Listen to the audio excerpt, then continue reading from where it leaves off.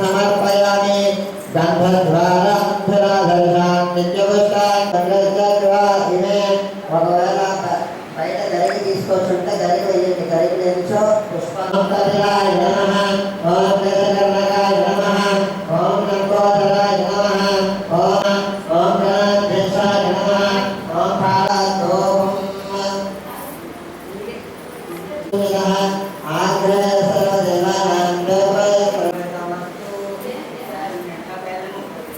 अमृतमस्तु अमृतोत्तरमस्तु आगमनमर्पयामि श्रीमन्महागणाधिपतये नमो नमः इति ताम्बूलं मेरे ताम्बूलं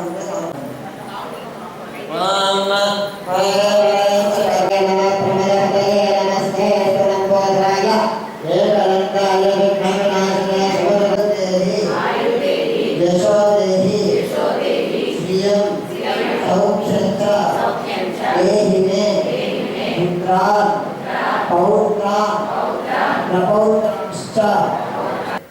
శ్రీమాత్రే నమః. శ్రీ శ్రీ శ్రీ లలిత పరాభట్టారిక అమ్మవారు శ్రీ గీతా భవనంలో వేంచేసి ఉన్నారు. గత 15 సంవత్సరాల నుంచి కూడా మా మహిళామణులు సుహాసన పూజలు అందుకుంటూ ఉన్నారు. శ్రీ లలిత అమ్మవారు మన స్వరూపానంద స్వామీజీ వారితే ఇక్కడ ప్రతిష్ఠ చేయబడి మా అందరితోని కూడా పూజలు అందుకుంటున్నారు. ఈ శ్రావణ మాసం సందర్భంగా శ్రీ లలిత అమ్మవారికి లక్ష కుంకుమార్చన పూజ కార్యక్రమం జరుగుతున్నది. శ్రావణ మాసం మొదటి రోజు పాడ్యం నుంచి కూడా అలాగే అమావాస్య వరకు కూడా నెల రోజుల పాటు అమ్మవారికి ఉదయం సాయంత్రం 2 ఆవృత్తాలు చొప్పున రోజుకి 4 సార్లు లలితా సహస్రనామార్చన కుంకుమార్చనతో జరుగుతూ ఉన్నది. ఈ వారం 3వ శుక్రవారం సందర్భంగా సుహాసులందరితోని కూడా లలితా అమ్మవారికి సహస్రనామార్చన కుంకుమార్చన కార్యక్రమాలు జరుగుతున్నవి.